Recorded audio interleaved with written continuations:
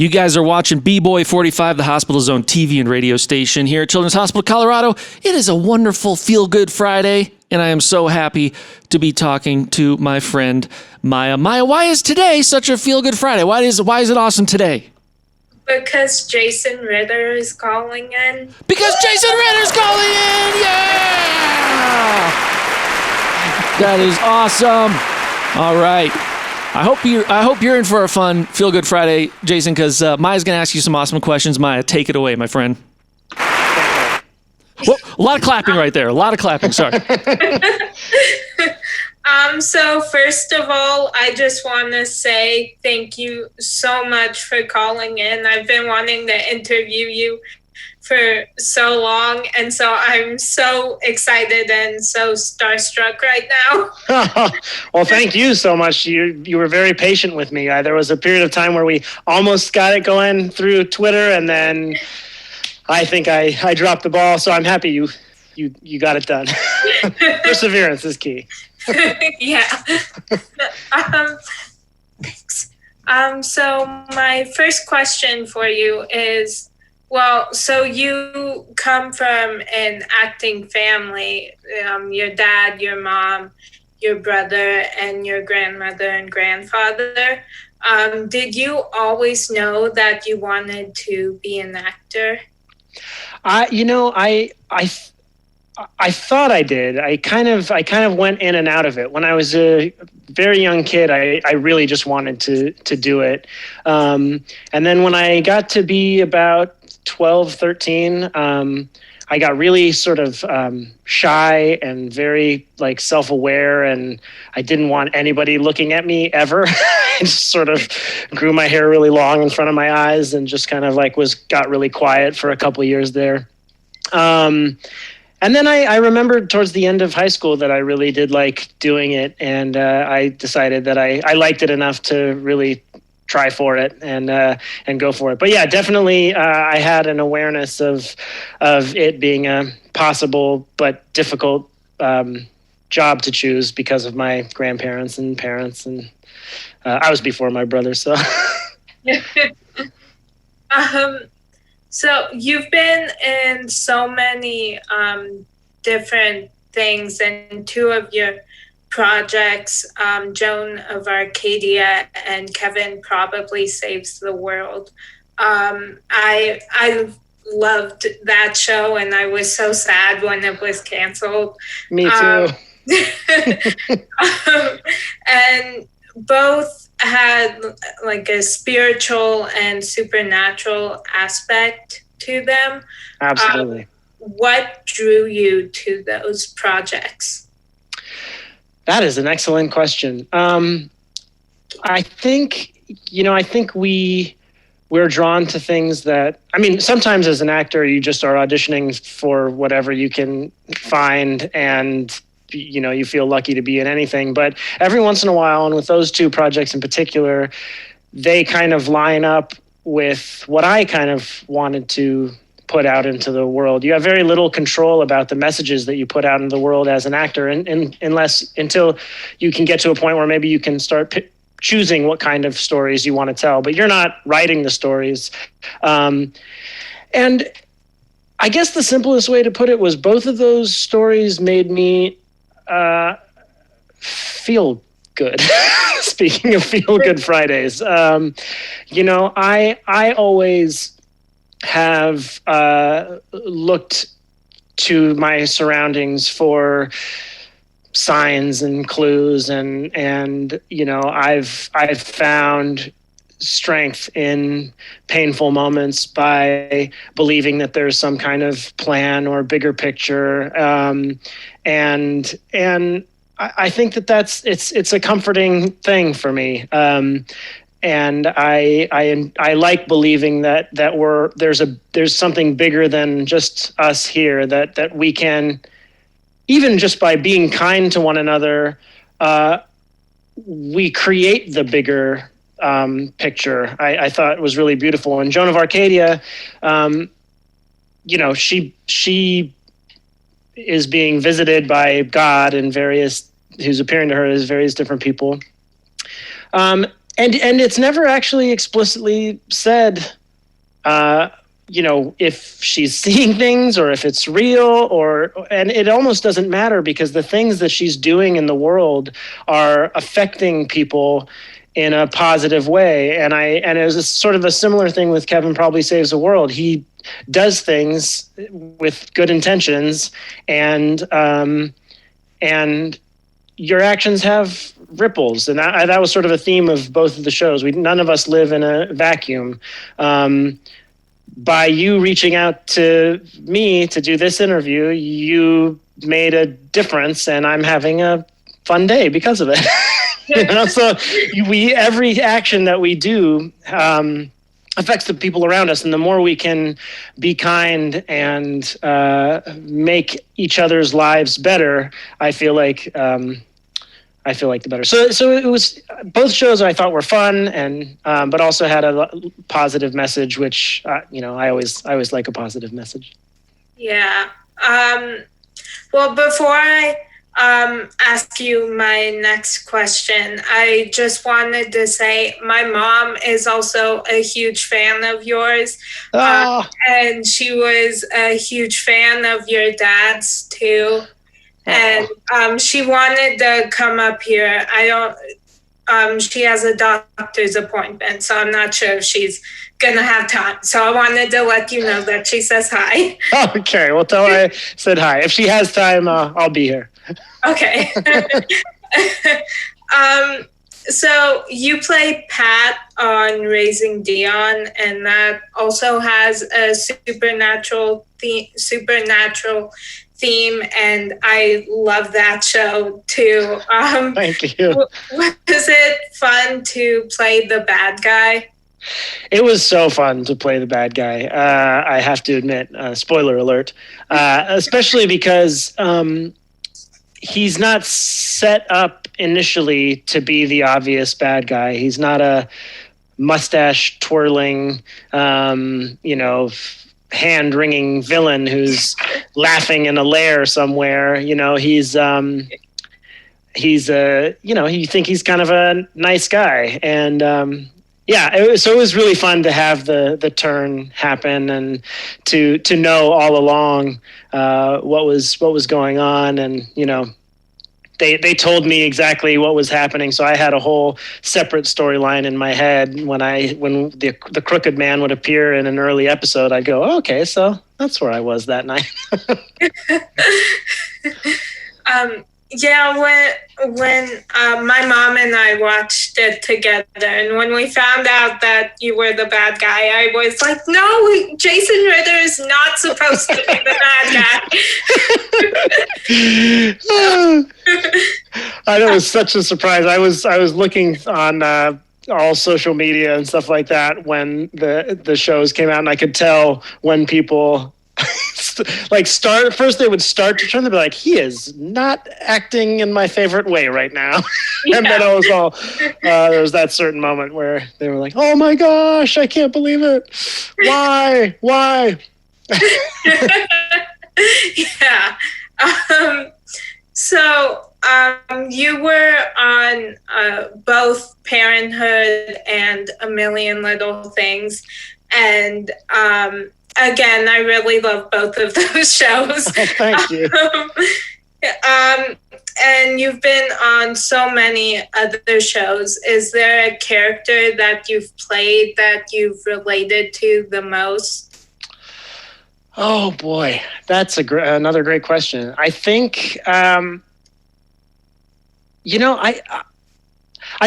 have to admit that when I was playing Kevin and in Kevin Probably Saves the World, that felt like my most sort of pure self. That's kind of those are some of the ways that I try to not show generally to fit in, but I'm very excitable, and that felt a lot like me. But I try with every character, even Pat, I try to find the parts of me that understand that character and go, okay, there's a part of me that is angry or selfish or, thinks, oh, because he did certain things, he deserves, things about myself that I'm not very proud of. But that we're all capable of. So I feel like, it'd be great to be like, I'm none of the bad guys that I've played, and I am only the nice characters that I played. But I think Kevin, to answer your question, I think Kevin from Kevin Probably Saves the World is probably the closest. Cool. So you voiced Ritter in Frozen 2 and Dipper in Gravity Falls. What are the challenges of voicing an animated character? Well, one of the main challenges is that you are just doing it in a room by yourself. So you're really, there are other people there, but not the other actors. And everything that I ever learned about acting and being in a scene with people is, the first rule is that you listen to them and your attention is on them. And so it becomes very difficult to put your attention on anything else when you're just in a room with really nothing to look at and your own voice just sort of echoing in a room. So that's a bit of a challenge. And then the other thing that was a challenge was Gravity Falls was the first time that it basically was my voice, but it was higher. It was like kind of up here, like, oh my gosh. And so there would be times early on where Alex or one of the other people who were working on the show were like, your Dipper voice is getting a little bit low. You have to get back up into the sort of Dipper range. And I had never thought about that before in other things, like, oh, right, it has to sound the same no matter what. So that was a big challenge, but they're both so fun. Oh, cool. So what is your biggest pet peeve? Oh boy. Well, I guess, pet peeves are different than like real grievances or something like that, where someone has done something awful. Pet peeve is like a little annoying thing. When I'm walking on the street and I step in dog poop, that's my biggest pet peeve. I immediately am very upset and angry.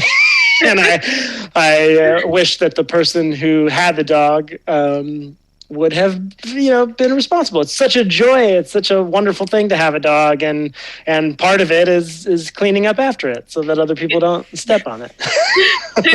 Yeah. So what personality trait has gotten you in the most trouble?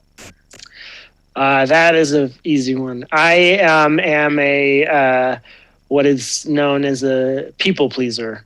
And so I am so sort of frightened of disappointing someone that I'm talking to or someone not liking me that I will sometimes cut off parts of myself to be what I think they want me to be. And the truth is, most people just want you to be yourself. Most people just kind of don't expect anything. Or if they don't like you for who you are, then why are you trying to impress them? They obviously are looking for someone else or something else. But I think that's gotten me in the most trouble because, I feel like I've hid away parts of myself and been like, oh no, I'm cool, I'm this. And then when the real parts of me come out and they're surprised, and then I feel stupid. And much more easy to disappoint someone as opposed to just being completely yourself right away, which can be hard to do and can be scary because it's sort of vulnerable. You allow yourself to get rejected right away, but better than pretending you're someone else and getting rejected down the line. Yeah. If you could have any song playing to announce your entrance into a room, what song would it be? Oh boy, that is a great one. Oh, there's so many great songs. I guess.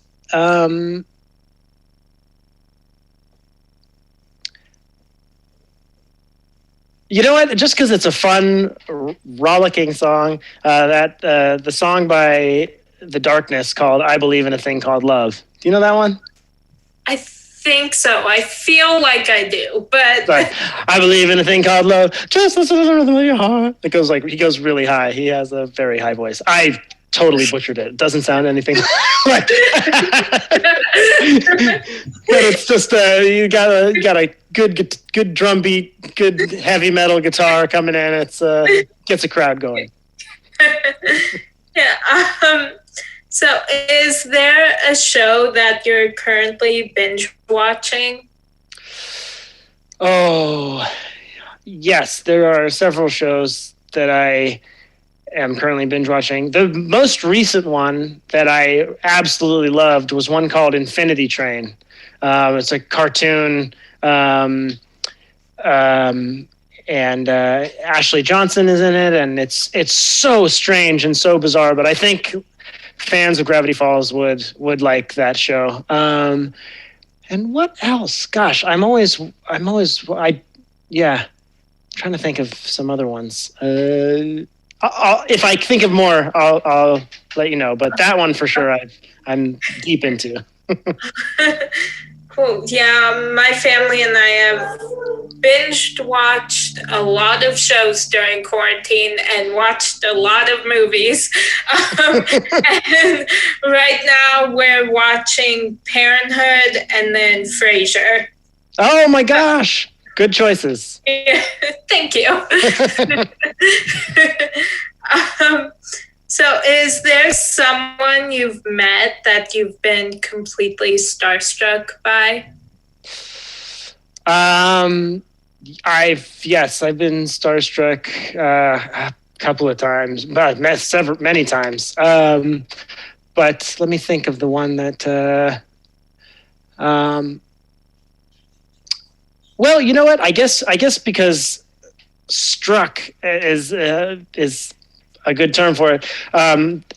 I've met one of the guitarist of Kiss, Paul Stanley, in a supermarket, and I obviously didn't recognize him because all the members of Kiss have lots of black and white makeup on, and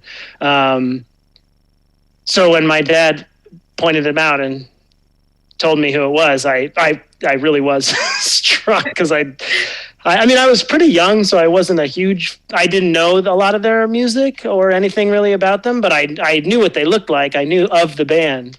And so it was, it went from a guy with long hair in the supermarket to, oh my gosh, I know who that is. Cool. Yeah, I think it was a couple years ago. It was like an episode of The Voice that they performed on. And I remember like their makeup actually freaked me out. Yeah, it's a little bit scary. Their costumes are also a little bit scary. Yeah. Yeah. So when you're having a bad day, what do you do to make yourself feel better? That is a good question. Well, I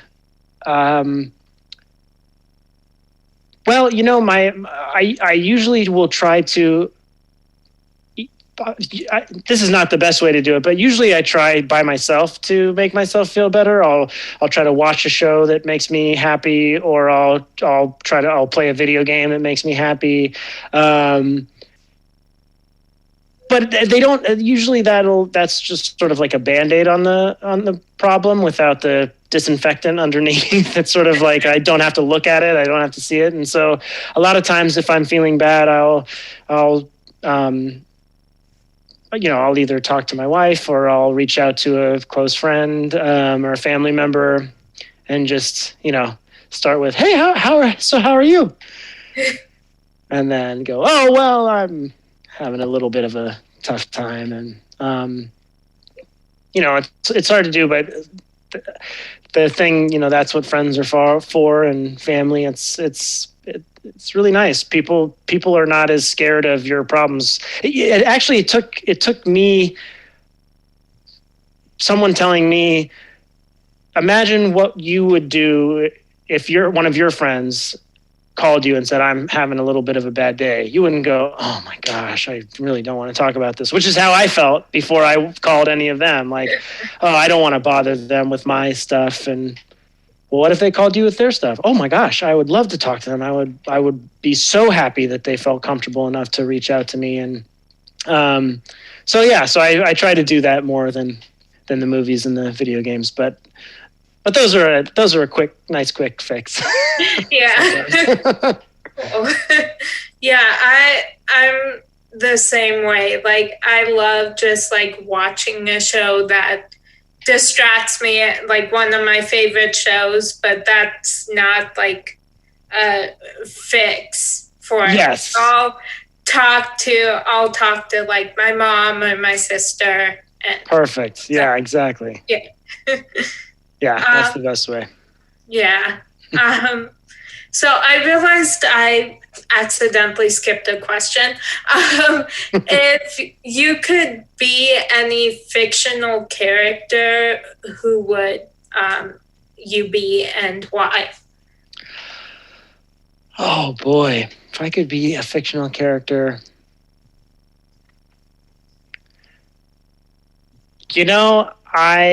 One of my favorite books that I read as a kid was The Phantom Tollbooth, which I love so much. And I think if I could be Milo for a little bit and jump into that world and visit Digitopolis and Dictionopolis and jump to the Island of Conclusions and see it all for myself, I think that would be pretty fun. Oh, cool. So my last question for you is, who do you consider to be a real life superhero and why? Oh, wow.